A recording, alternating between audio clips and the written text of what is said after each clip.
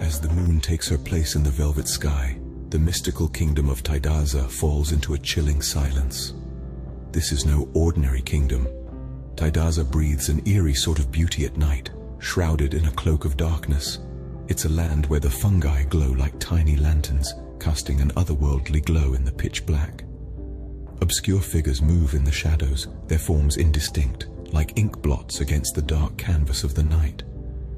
Strange sounds echo, their sources unseen, adding to the kingdom's enigmatic charm. In this uncanny realm, curiosity is both a gift and a curse. Meet Fujo, a teenager with a rebellious soul and an insatiable curiosity. She's a moth drawn to the mystery of the night, her disobedience lighting her path. But in the mystical kingdom of Taidhaza, where the moonlight danced on the rooftops and the stars whispered tales of old, where shadows whispered secrets, disobedience has its price. Fujo was a headstrong girl. Her eyes sparkled with defiance and curiosity. A girl of 16 summers, she was as wild as the winds that swept across the kingdom. Her spirit, unyielding and untamed, often led her to paths less taken, paths shrouded in darkness. Her parents, like anchors in a storm, attempted to tether her spirit, warning her of the dangers that lurked beyond the kingdom's walls when night fell. "Beware the shadows, Fujo," they'd caution, their voices trembling with a fear she didn't share. "The night is not our friend." But Fujo, with her heart ablaze with youthful rebellion, paid no heed. The warnings, the pleas, they fell on deaf ears. The allure of the unknown was far too tantalizing. Her parents' words of caution were but wind to her, as she ventured out into the chilling darkness. In the heart of the night, under a canopy of glowing fungi, Fujo came face to face with the man-like creature, Ogono. A hush fell over the woods as Ogono emerged from the shadows. He was a grotesque sight to behold, a mishmash of man and beast, with knotty limbs and a face that was more beast than man. His eyes, two glowing orbs, pierced through the darkness, instilling fear in Fujo. She was frozen in place, her heart pounding against her chest like a frantic drum. Ogono's voice, a guttural rumble, echoed through the silence. "You've been wandering in my territory, little girl," he growled, his words slithering through the air like serpents. "Did your parents not warn you about the dangers that lurk in the darkness?" Fujo's fear was palpable, yet she found the courage to respond. "I'm not afraid," she retorted, her voice trembling despite her brave words. But Ogono only laughed, a deep, haunting sound that echoed through the trees. "Then you shall be my guest tonight," he declared, pulling out a rope that shimmered with an eerie glow. It was a magical, elastic rope, stretching and contracting with Ogono's movements. He tied one end around Fujo's waist, the other end securely fastened to his gnarled wrist. "You are free to roam," he said, his voice chillingly calm. "But try to escape, and the rope will pull you back. Now you will hunt for my dinner. Fail, and you will become my dinner." His words hung in the air, a gruesome promise that sent shivers down Fujo's spine. As Ogono retreated into the shadows, Fujo was left alone, her mind racing with fear and desperation. She was trapped in a nightmare, the price of her disobedience a cruel and harsh reality. Yet she couldn't help but wonder if there was a way out of this predicament.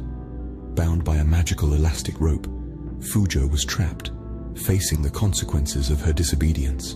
With the threat of being eaten looming over her, Fujo was tasked with a terrifying hunt. A shiver ran down her spine as she ventured into the night, guided by the eerie glow of the moon. The elastic magic rope, both her tether and her captor, traced a haunting path behind her. The forest was alive with sounds that echoed her fears. The rustling of leaves underfoot, the mysterious hoot of an owl, the distant howl of a wolf. They all seemed to be whispering a warning. Yet, Fujo pressed on, her spirit unbroken. The fear was palpable. It hung in the air like a dense fog, but there was a spark of determination in her eyes. She knew what awaited her if she failed, and that was a fate she was not willing to accept. Her heart pounded like a war drum in her chest, each beat a testament to her will to survive. She was no hunter, but she was a survivor, and she knew she had to adapt. So she turned to the skills she did possess. Her mind was sharp, sharper than any blade, and she used it to her advantage. She observed the creatures of the night, their habits, their patterns. She studied their movements, their behaviors, the way they interacted with their surroundings. She was learning, adapting, evolving. Fear was her teacher, survival her lesson, and she was a quick learner. As the night wore on, her fear began to recede, replaced by a growing sense of confidence. She was not the prey, she was the predator. She was not the victim, she was the victor. She was Fujo, and she would not be defeated. With newfound courage, she set her trap, baited with the fruits she found along her path. And then she waited. The night was long, the wait even longer. But finally the trap sprung, and her heart leapt with it. She had done it. She had hunted. Her hands trembling, Fujo managed to prepare the dinner, her heart pounding in her chest. Her mind was a whirlwind of emotions, but one thing was clear.